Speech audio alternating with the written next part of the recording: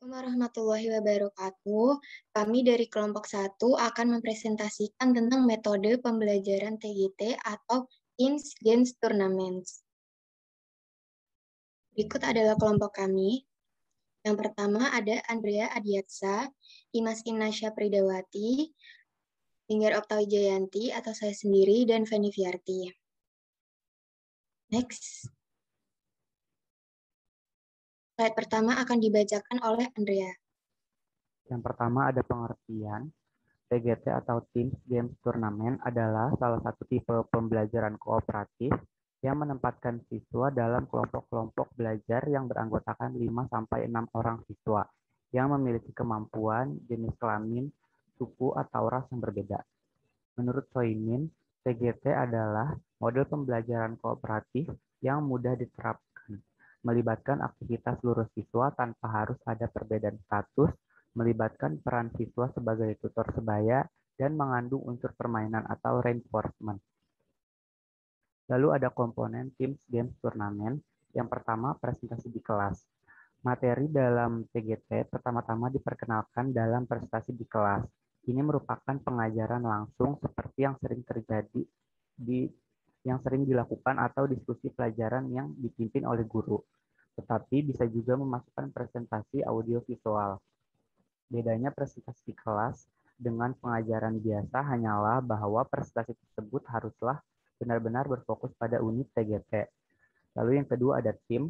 Tim terdiri dari 4 atau 5 siswa yang mewakili seluruh bagian dari kelas dalam hal kinerja akademik, jenis kelamin, ras, dan etnis. Fungsi utama tim adalah memastikan bahwa semua anggota tim benar-benar belajar, dan lebih khususnya lagi adalah mempersiapkan anggotanya untuk bisa mengerjakan kuis dengan baik. Selanjutnya akan dilanjutkan oleh rekan saya, Imas. Ketiga, game. Game terdiri atas pertanyaan-pertanyaan yang kontennya relevan dirancang untuk menguji pengetahuan siswa yang diperolehnya dari presentasi di kelas dan pelaksanaan kerja tim. 4. Turnamen. Turnamen adalah sebuah struktur di mana game berlangsung. Kegiatan pembelajaran dengan metode TGT meliputi beberapa tahap. Metode TGT tidak menggunakan tes individual, tetapi menggantikannya dengan turnamen yang dilakukan terlebih dahulu dengan membentuk kelompok baru. Pembentukan ini mengelompokkan siswa yang berkemampuan sama dan setiap kelompok dikumpulkan ke dalam satu kelompok baru. Anggota kelompok baru kemudian menempati meja turnamen dan selanjutnya memulai permainan. Kelima, rekognisi tim.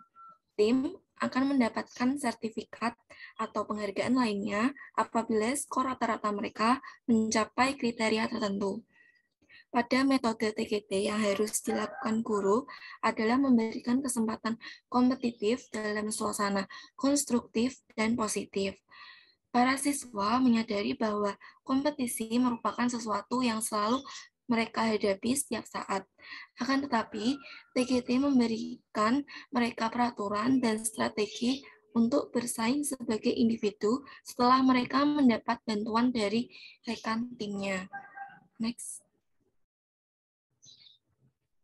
Berikut ada langkah-langkah pembelajaran Teams Games Tournaments atau TGT. Yang pertama, guru mulai menyiapkan kartu soal, lembar kerja siswa, dan alat atau bahannya.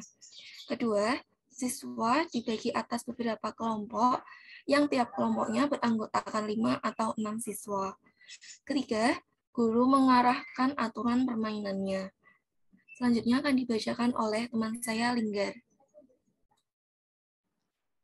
Adapun langkah-langkahnya adalah sebagai berikut. Yang pertama, siswa ditempatkan dalam tim belajar yang beranggotakan 4 orang yang merupakan campuran menurut tingkat prestasi, jenis kelamin, dan suka. Yang kedua, guru menyiapkan pelajaran dan kemudian siswa bekerja dalam tim mereka untuk memastikan bahwa seluruh anggota timnya telah menguasai pembelajaran tersebut. Akhirnya, seluruh siswa dikenai kuis, dan pada waktu kuis ini mereka tidak dapat saling membantu. Next. Kemudian ada aturan atau skenario. Satu permainan terdiri dari kelompok pembaca, kelompok penantang 1, kelompok penantang 2, dan seterusnya. Kelompok pembaca memiliki tugas mengambil kartu bernomor dan cari pertanyaan pada lembar permainan. Kemudian baca pertanyaan keras-keras dan memberi jawaban. Kelompok penantang ke-1 bertugas untuk menyetujui pembaca atau memberi jawaban yang berbeda. Kelompok penantang kedua memiliki tugas menyetujui pembaca atau memberi jawaban yang berbeda dan mengecek lembar jawaban. Kegiatan ini dilakukan secara bergiliran. Kemudian sistem penghitungan poin turnamen. Skor siswa dibandingkan dengan rata-rata skor yang lalu mereka sendiri, dan poin diberikan berdasarkan pada seberapa jauh siswa menyamai atau anggota tim ini dijumlahkan untuk mendapatkan skor tim, dan tim yang mencapai kriteria tertentu dapat diberi sertifikat atau ganjaran atau award yang lain. Adapun kriteria penghargaan yang disarankan adalah sebagai berikut. Kriteria atau team average, 30-40 mendapatkan award good team. Kemudian kriteria 40-45 mendapatkan award great team. Yang terakhir 45 ke atas mendapatkan award super team. Kelebihan dan kekurangan TGT. Kelebihan metode TGT adalah lebih meningkatkan pencurahan waktu untuk tugas, mengedepankan penerimaan terhadap perbedaan individu, dengan waktu yang sedikit dapat menguasai materi secara mendalam, kemudian proses belajar mengajar berlangsung dengan keaktifan dari siswa, mendidik siswa untuk berlatih bersosialisasi dengan orang lain, motivasi belajar lebih tinggi, hasil belajar lebih baik, dan meningkatkan kebaikan budi, kepekaan, dan toleransi. Kelemahan TGT adalah bagi guru, sulitnya pengelompokan siswa yang mempunyai kemampuan heterogen dari segi akademis. Bagi siswa, masih adanya siswa berkemampuan tinggi kurang terbiasa dan sulit memberikan penjelasan kepada siswa yang lainnya.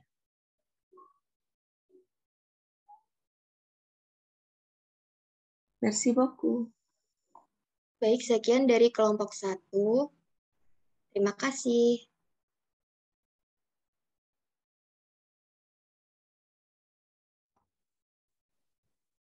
Assalamualaikum warahmatullahi wabarakatuh. Bonjour, Madame Ais et mes amis. Perkenalkan, kami dari kelompok 2. Yang pertama ada saya, Belhak Makarim, dengan NIM 23014200012. Selanjutnya yaitu saya Anissa Wulandari dengan NIM 2301420010. Saya Siti Musrifah dengan NIM 23014200016. Dan ada saya Herta Desti Prakasiwi dengan NIM 23014200014. Baik, di sini kami akan memaparkan tentang metode tradisional natural. Metode tradisional juga disebut sebagai metode translation. Dari kata tradisional bukan berarti metode ini kuno atau tua. Mungkin istilah ini dipakai karena metode ini adalah cerminan dari cara bahasa-bahasa Yunani kuno dan Latin diajarkan selama berabad-abad. Metode ini berisi kegiatan penerjemahan teks yang dilakukan mulai dari teks yang termudah hingga teks yang paling sulit. Penerjemahan dilakukan per kata atau per gagasan termasuk ungkapan idiomatik. Dalam pendekatan tradisional ini, ada yang namanya pendekatan natural atau the natural approach, yang mana dalam pengajaran bahasa diperkenalkan dan dikembangkan oleh Terrell 1977 sampai 1982 berdasarkan teori Krashen mengenai PB2.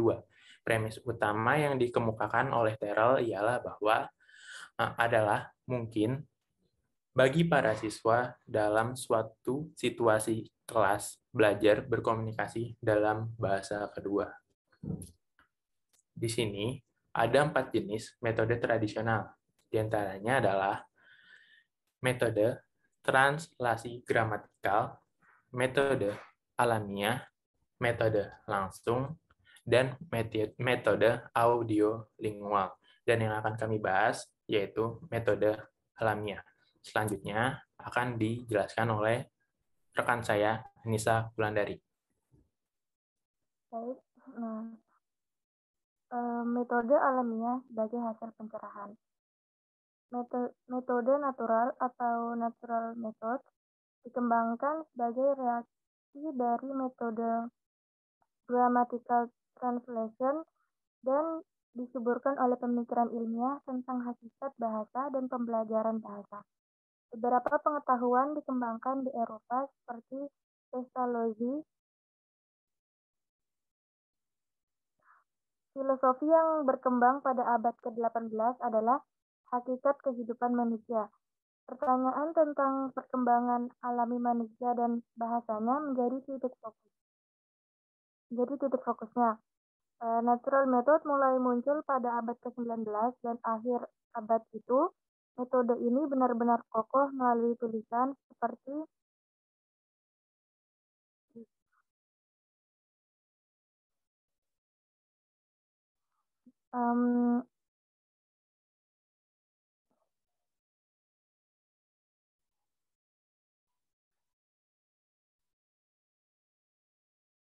Yuang mengobservasi anak-anak yang belajar bahasa dan melihat bahwa pembelajaran bahasa terjadi di dalam konteks makna yang terkait situasi. Observasi ini kemudian diterapkan pada metode pembelajaran bahasa kedua untuk anak-anak dan orang dewasa. Untuk contoh penerapan metode ini, contohnya seperti di mata kuliah Français oral dan literatur Français et francophone.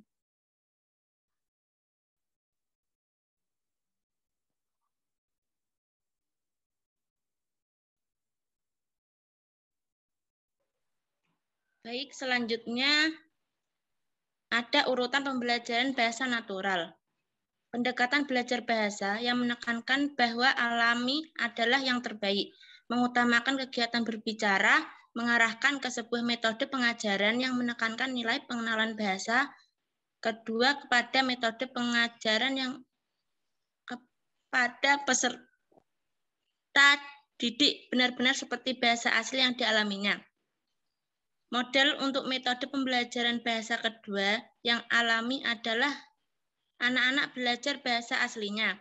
Ini berarti kondisi dibuat menyerupai pemerolehan B1, yakni 1. Pemahaman ujaran, 2. Produksi ujaran, 3. Membaca, 4. Menulis. Gramatika tidak diajarkan secara langsung. Kaidah gramatika dan struktur dipelajari secara induktif atau analisis diri melalui pengalaman berbicara dalam konteks. Makna diperoleh melalui pengalaman dan pajanan untuk objek, situasi, dan peristiwa-peristiwa.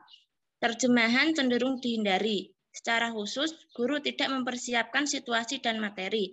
Pembelajaran dilakukan melalui percakapan spontan dan demonstrasi, yang kesemuanya dilakukan dengan bahasa target, didukung oleh gestur dan gerak. Guru menggunakan bahasa sesuai dengan tingkat pemahaman anak sebagaimana cara yang dilakukan orang tua kepada anaknya. Metode ini secara total diorientasikan terhadap pemerolehan kecakapan berbicara. Partisipasi peserta didik dalam aktivitas situasional ini merupakan esensi dari pembelajaran B2 ini. Selanjutnya akan dijelaskan oleh rekan saya. Baik, yang ketiga ada keunggulan dan kelemahan metode alamiah. Keuntungan terbesar dari metode natural method ini adalah bahwa dengan pajanan bahasa dan dalam konteks alamiah, peserta didik dapat memperoleh kapasitas bertutur baik dalam produksi maupun komprehensi. Kelemahannya yaitu guru dituntut untuk menciptakan situasi pembelajaran yang menarik sehingga anak-anak terpajani bahasa secara natural. Selain itu, ujaran yang spontan menuntut konteks tempat yang khusus dan guru yang baik. Kelemahan lainnya adalah metode ini sulit diterapkan di kelas yang besar.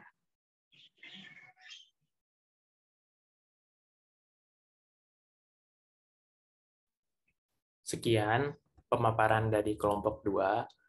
Kurang lebihnya mohon maaf. Saya Bilhak Makarim pamit undur diri. Wassalamualaikum warahmatullahi wabarakatuh.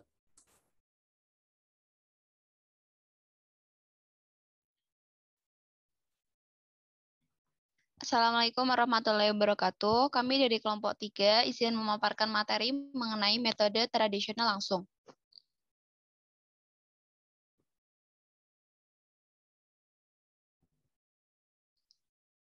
Nama anggota kami adalah 1. Feby Nur Anggraini, 2. Yolanda Francisca, 3. Taviti Arisnanti, 4. Yunis Mawati.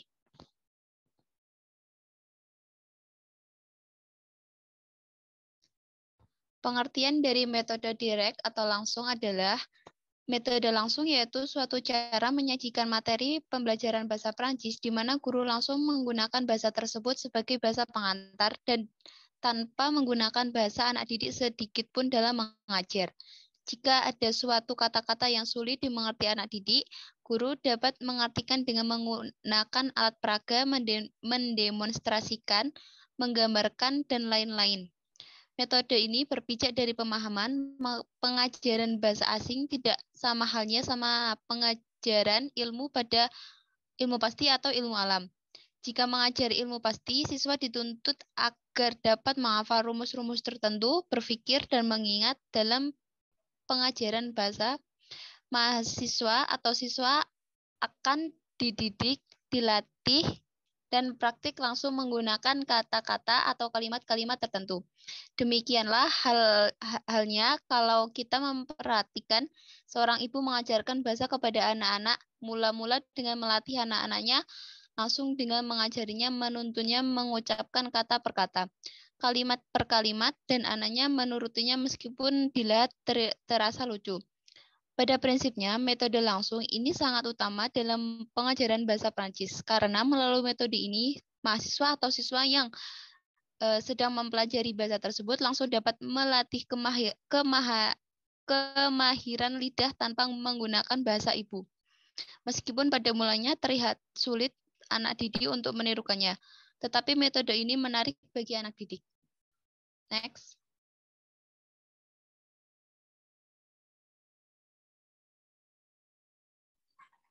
Fungsi metode langsung. Pada pembelajaran direct method atau metode langsung berfungsi untuk mempermudah daya ingat siswa atau orang. Metode langsung ini banyak diterapkan dalam pembelajaran bahasa asing. Ketika sedang belajar bahasa baru, hal pertama yang dilakukan orang tersebut adalah mengingat kata demi kata, dengan mengulangi kata tersebut terus-menerus. Selain itu, dengan menggunakan metode ini, siswa tersebut dapat dengan fasih mengucapkan kembali kata yang dipelajarinya. Next. Adapun ciri-ciri metode ini adalah 1. Metode pelajaran pertama-tama diberikan kata demi kata, kemudian struktur kalimat. Kedua, gramatika diajarkan hanya bersifat sambil lalu, dan siswa tidak dituntut menghafal rumus-rumus gramatika. Tapi yang utama adalah siswa mampu mengucapkan bahasa secara baik. Yang ketiga, dalam proses pengajaran senantiasa menggunakan alat bantu atau peraga, baik berupa alat peraga langsung ataupun tidak langsung. Peraga melalui simbol-simbol atau gerakan-gerakan tertentu. Yang terakhir, setelah masuk kelas, siswa atau anak didik benar-benar dikondisikan untuk menerima dan bercakap-cakap dalam bahasa asing, dan dilarang menggunakan bahasa lain.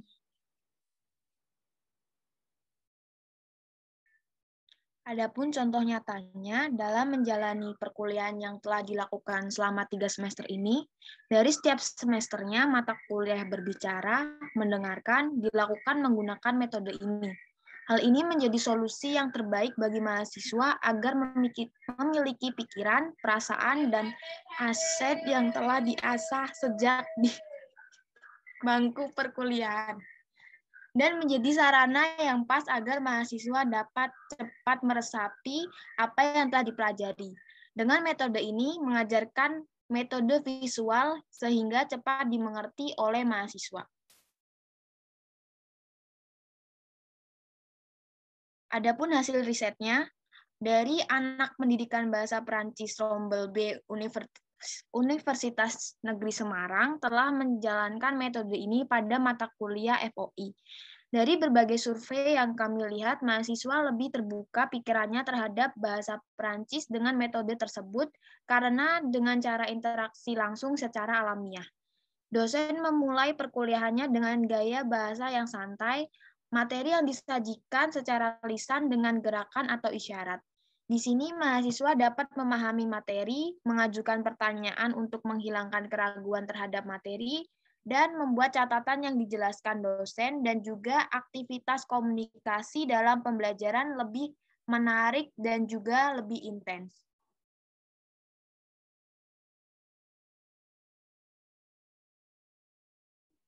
Selanjutnya, kelebihan metode ini. 1. Hal ini dapat sangat efektif untuk menciptakan penutur fasih dari bahasa sasaran yang benar-benar dapat menggunakannya dengan memperolehnya situasi dalam sehari-hari. 2. Hal ini berkonsentrasi pada memberikan siswa pemahaman intelektual tentang bagaimana target bahasa terstruktur ketimbang pemahaman pengalaman langsung. 3. Ini meniru pengalaman alami tentang memperoleh bahasa pertama, bukan mendekati penguasaan bahasa sebagai latihan buatan. 4. Ini sangat ideal bila disajikan dalam lingkungan kelas yang kecil.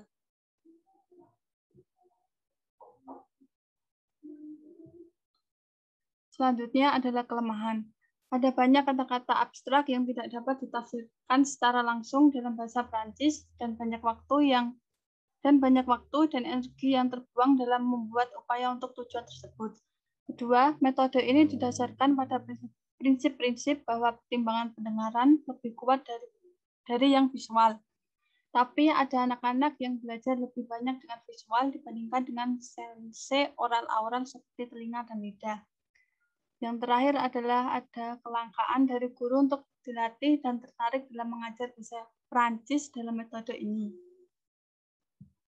Merci. Sekian dari paparan materi dari kelompok kami. Terima kasih. Wassalamualaikum warahmatullahi wabarakatuh.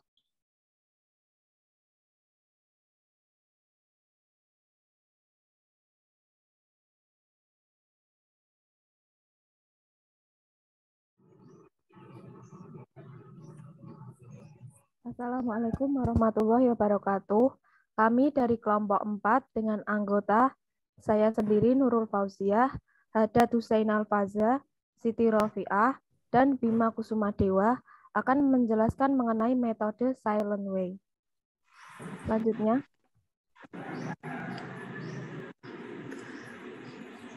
Dalam proses pembelajaran bahasa asing, penerapan metode sangat berperan penting dalam proses pembelajaran tersebut. Salah satu metode pembelajaran yang terkenal di Eropa dan Amerika adalah Silent Way. Silent Way adalah salah satu nama metode pembelajaran yang ditemukan oleh Caleb Gateo. Silent Way adalah salah satu metode mengajar di mana belajar dengan cara keheningan. Maksudnya agar dalam proses belajar siswa dapat lebih fokus dan sangat optimal dalam memahami apa yang sedang dipelajari dalam proses belajar mengajar. Selanjutnya, dalam pelaksanaannya, metode pembelajaran Silent Way menerapkan sistem di mana peserta didik yang aktif selama proses pembelajaran berlangsung. Guru lebih banyak diam, namun guru aktif menggunakan gerakan, gambar, dan rancangan untuk memancing dan membentuk reaksi siswa. Guru menciptakan suasana lingkungan yang mendorong peserta didik untuk mencoba-coba dan memberikan fasilitas dalam proses pembelajaran. Radekno menganjurkan agar para peserta didik kembali pada fase bayi belajar.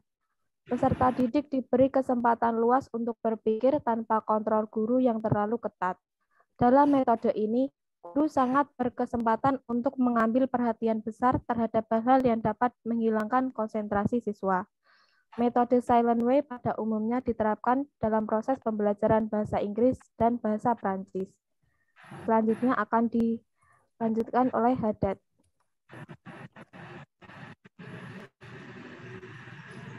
Silent Way. Tujuan metode Silent Way adalah memberi kemudahan pada siswa untuk menguasai level awal dalam elemen dasar bahasa lisan dan kemampuan menyimak pada bahasa target. Meningkatkan siswa cara untuk berbagi pengalaman siswa, mengajarkan pembelajar bagaimana cara belajar bahasa dan keterampilan-keterampilan yang dikembangkan melalui proses pembelajaran bahasa asing atau bahasa kedua dapat digunakan untuk mempelajari segala hal lain yang belum diketahui.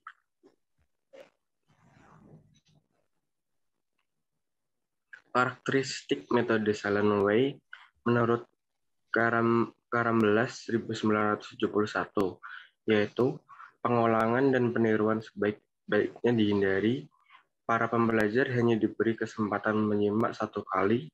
Bahan pembelajaran tidak pernah ditunjukkan pada aspek memorisasi. Pengajar jarang melakukan koreksi karena pembelajar dianggap mampu mengoreksinya sendiri. Kegiatan berbicara dilakukan setelah melakukan latihan menulis, dan bila perlu pembelajar bertanggung jawab terhadap proses pembelajaran mereka. Kelebihan metode Silent Way. 1. Berusaha membina pelajar dengan baik pada pembelajaran bahasa asing dari permulaan, seperti memperhatikan, mengawasi dengan baik, memahami, membiarkan, dan mencari solusi masalah, serta saling percaya kepada yang lain. 2. Memperhatikan aspek fungsional dalam bahasa dalam menjawab perintah guru. 3. Berusaha membangun keterampilan berbahasa sejak awal dengan baik. 4. Konfirmasi guru diam sebagian besar, meningkatkan daya tarik peserta didik untuk berlatih berbahasa. 5. Memperhatikan siswa dalam minat belajar, kooperatif, dan didesak untuk berpartisipasi dalam kegiatan, berinteraksi dengan guru dan dengan teman-temannya, dan mendorong untuk berinovasi dan berkreativitas. 6.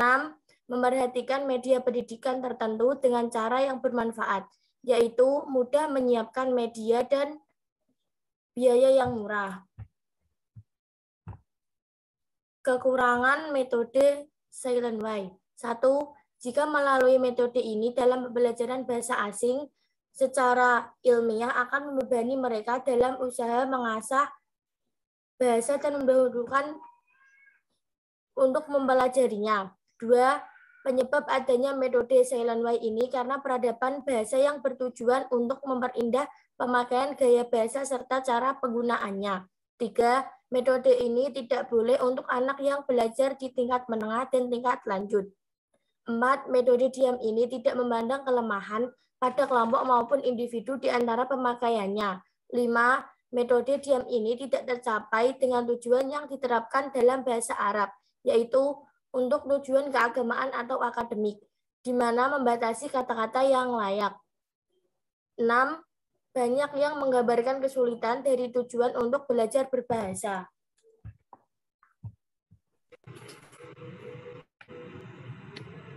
Langkah pembelajaran metode Silent Way. Pertama, guru menyiapkan alat peraga yang berisikan materi seperti papan peraga dan tokat dengan warna dan ukuran yang berbeda yang akan digunakan sebagai alat peraga. Yang kedua, kemudian guru memberikan satu bahasa yang dipahami, hanya diberikan satu kali saja, dan para siswa harus menyimak guru. Yang ketiga, sudah siswa menyimak, kemudian siswa melafalkan atau mengucapkan bunyi-bunyi dalam bahasa asing yang dipelajari. Guru menyajikan papan paraga kedua yang berisi kosakata yang terpilih. Kosakata ini diambil dari kalimat-kalimat yang paling sering digunakan dalam komunikasi sehari-hari.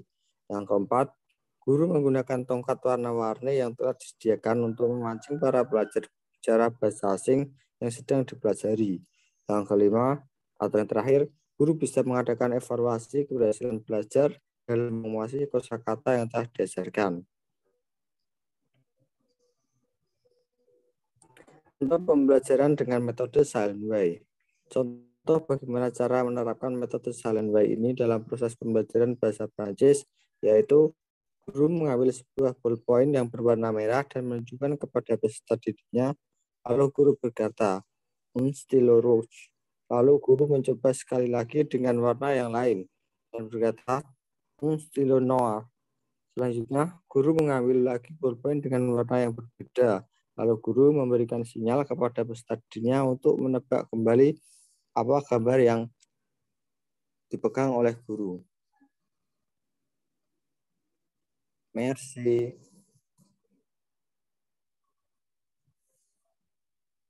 Sekian presentasi dari kelompok kami mengenai metode belajar Silent Way. Mohon maaf apabila terdapat kesalahan atau kekeliruan dalam presentasi kelompok kami. Assalamualaikum warahmatullahi wabarakatuh. Merci. Bonjour à tous. Présentez-nous du groupe 5 du cours Théorie et stratégie de l'apprentissage et de l'enseignement. Baik, kami dari kelompok 5 dari mata kuliah Teori dan Strategi Belajar Mengajar. Di video ini kami akan menyampaikan materi mengenai metode pembelajaran, Suggestopedia, dan contoh pembelajarannya. Nah, untuk yang pertama akan saya sampaikan sendiri mengenai Suggestopedia ini. Oke, kita langsung aja ke pembelajarannya.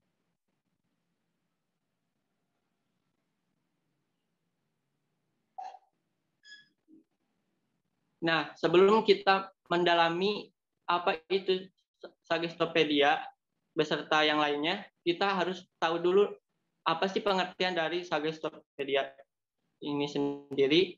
Nah, Suggestopedia merupakan metode pengajaran yang didasarkan pada pemahaman yang modern tentang bagaimana otak manusia bekerja dan bagaimana kita belajar paling efektif. Nah, suatu konsep yang menyuguhkan suatu pandangan bahwa manusia bisa diarahkan untuk melakukan sesuatu dengan memberikannya sugesti. Nah, pengertian lain dari Suggestopedia ini yaitu suatu metode pembelajaran yang efektif yang menggunakan sugesti, musik, dan kata-kata positif untuk menciptakan suasana yang menggembirakan, rileks, dan di dalamnya dapat memberi kesan-kesan yang positif. Suggestopedia merupakan salah satu metode pembelajaran yang dikembangkan oleh seorang ahli psikiatri dan pendidikan dari Bulgaria yang bernama Georgi Lozanov.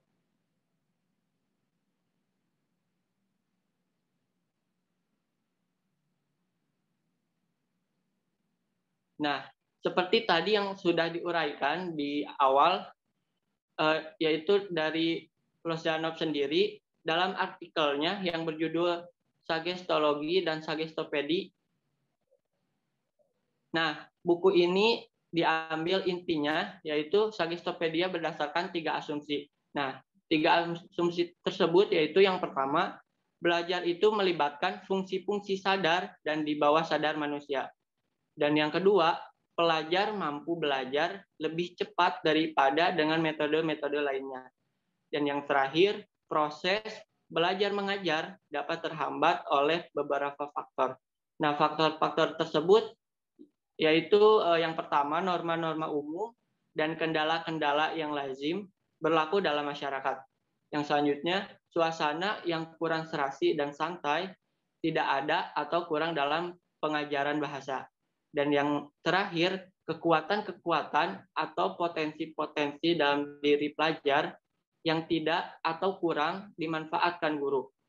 Nah, Georgi Lozanov percaya bahwa dalam proses pembelajaran ada kendala psikologinya. Nah, Suggestopedia ini merupakan aplikasi sugesti dalam pedagogi di mana perasaan pembelajar mengalami kegagalan dapat dihilangkan. Nah, dalam model pembelajaran Suggestopedia ini, kendala psikologi pembelajar dapat diatasi.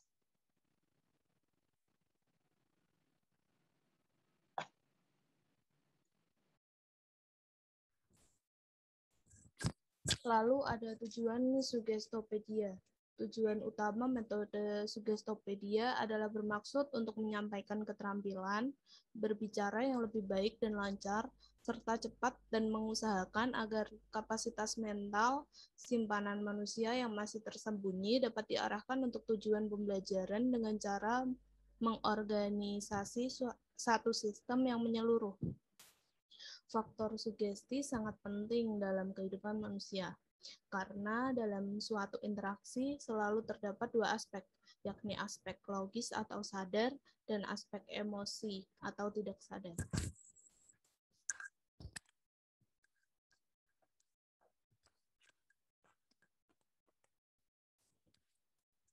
Lalu sifat-sifat metode Sugestopedia.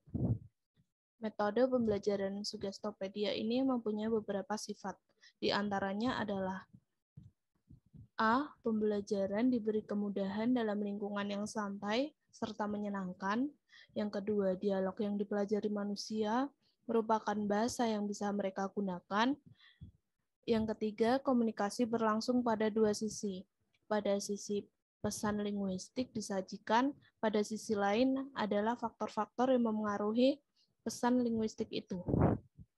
Yang keempat, sang guru hendaknya menyajikan dan menjelaskan tata bahasa dan kosakata, tetapi tidak memikirkan hal itu terlalu lama.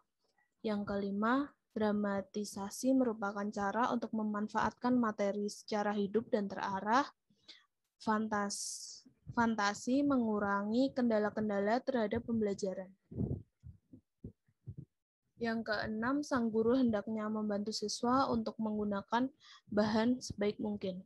Yang ketujuh, musik dan gerakan memperkuat pemahaman materi linguistik. Dan yang terakhir, dalam suasana bermain, perhatian sadar siswa tidak terpusat pada bentuk-bentuk linguistik, tetapi lebih cenderung pada pemakaian bahasa.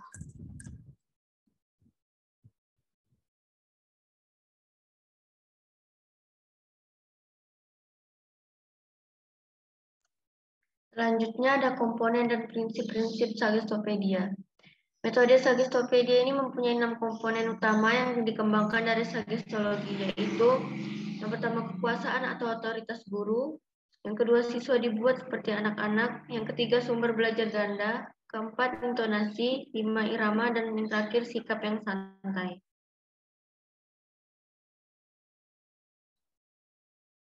Lanjut. Selanjutnya, cara pembelajaran metode Sugestopedia. Cara pembelajaran dari metode Sugestopedia ini adalah satu, dalam mengaplikasikan model pembelajaran ini, ruang kelas ditata sedemikian rupa sehingga berbeda dari kelas biasa atau biasanya disebut dengan classroom setup. Yang kedua, siswa duduk di sofa dalam bentuk setengah lingkaran dengan penerangan yang remang-remang. Yang ketiga, beberapa poster yang berhubungan dengan materi pembelajaran dipasang di tembok. 4. Guru menyapa dalam bahasa ibu, kemudian meyakinkan siswa atau pembelajar kalau mereka tidak perlu berusaha untuk belajar, tetapi pembelajaran akan berlangsung secara alami. 5. Guru memutar musik klasik, kemudian mengarahkan pembelajar untuk rileks dengan cara menarik nafas panjang. Yang keenam, selanjutnya guru mengajak pembelajar berimajinasi tentang materi yang sedang dipelajari. 7. Ketika mereka membuka mata, mereka bermain peran. Dan yang terakhir, setelah itu guru membaca sambil mendengarkan musik. Guru tidak memberikan pekerjaan rumah. Untuk selanjutnya akan dijelaskan oleh rekan saya. Selanjutnya yaitu teknik-teknik dalam pembelajaran Sugestopedia, yaitu ada classroom setup, role play, peripheral learning, first concert, positive suggestion, second concert, visualization, primary activation, choose a new identity, secondary activation.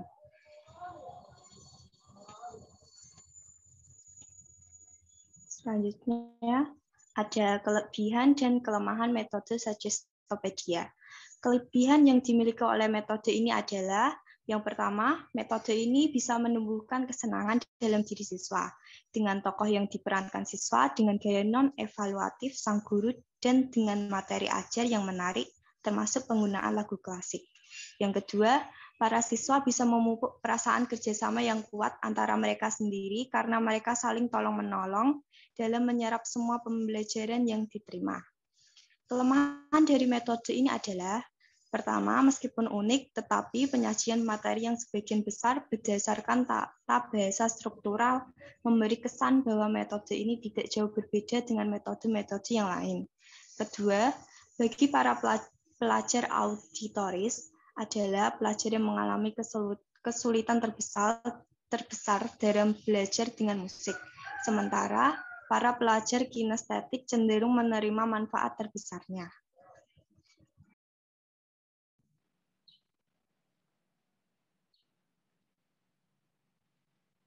Baik, itulah pemaparan materi mengenai metode pembelajaran Sagestopedia beserta contoh pembelajarannya dari kelompok kami.